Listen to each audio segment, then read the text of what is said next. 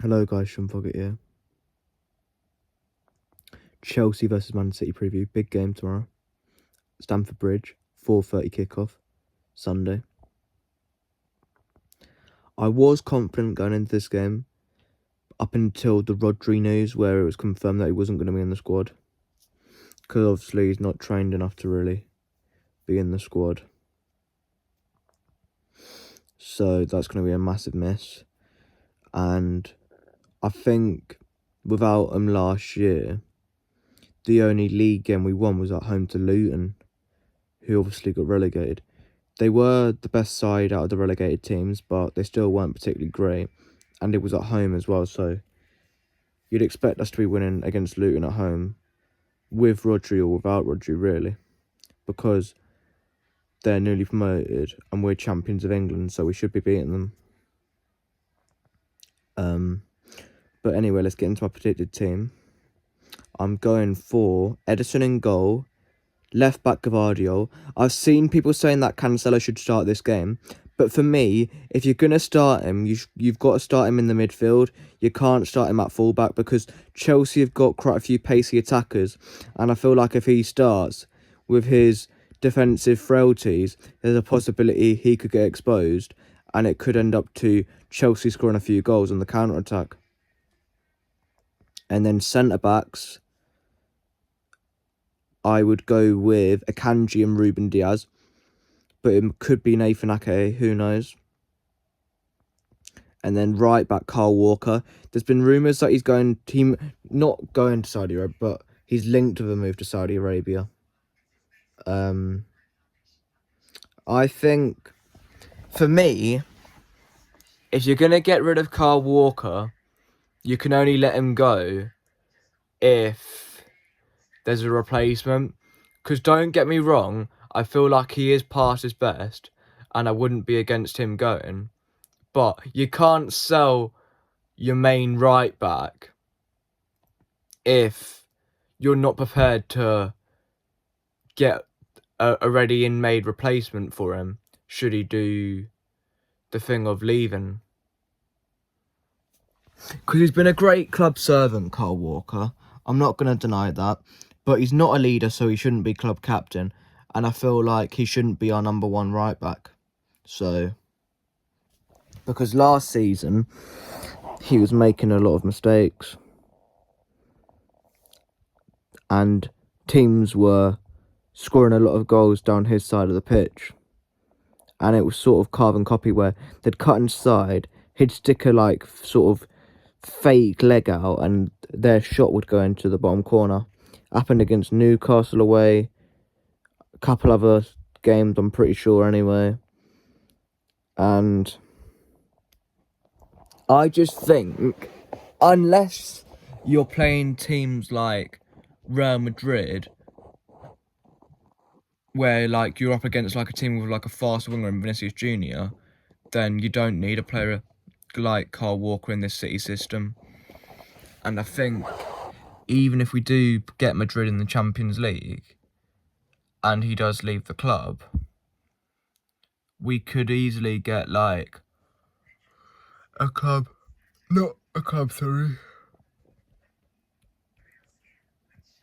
player in that could handle Vinny.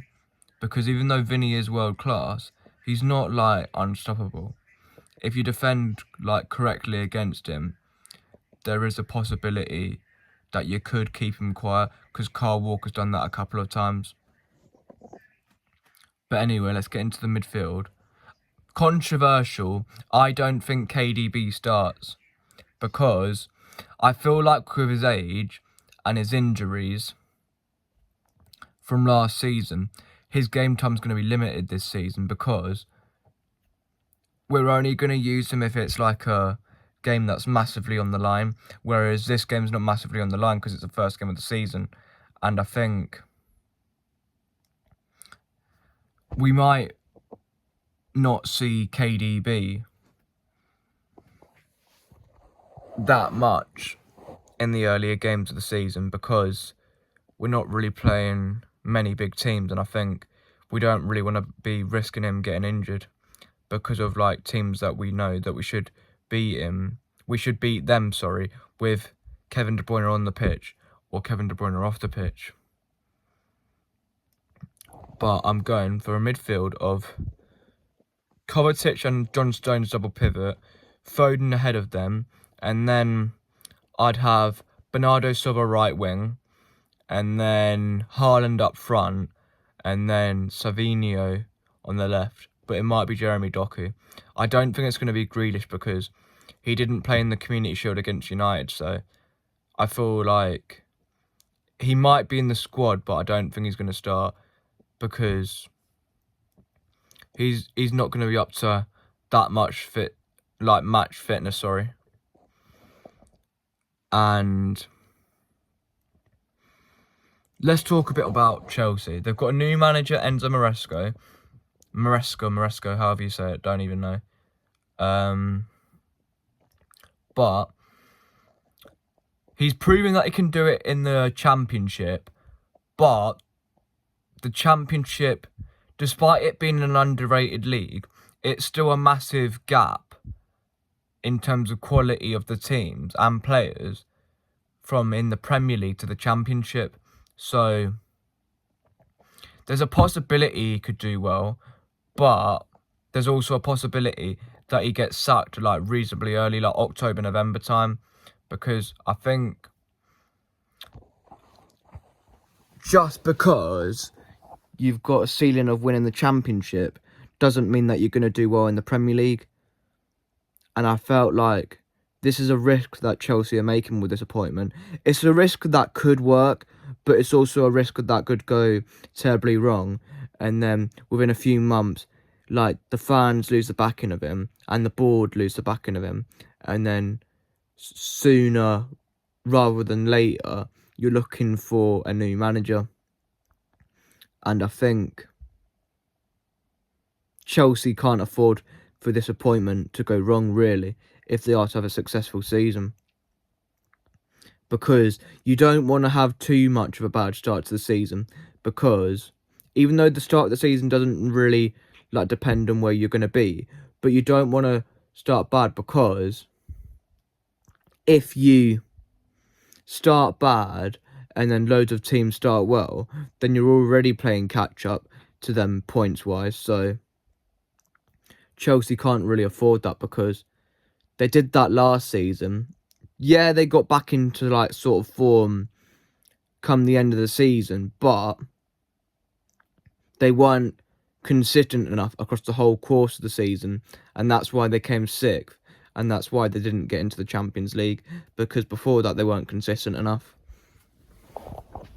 And they were relying too much on Cole Palmer to get their goals.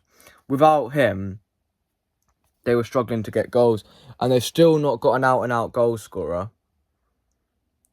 Because even though they've got Nkunku, we don't know how long he's going to stay fit for this season, and he's not an out-and-out striker. He's more of a winger, sort of left wing, right wing, centre forward. He's not an actual out-and-out striker.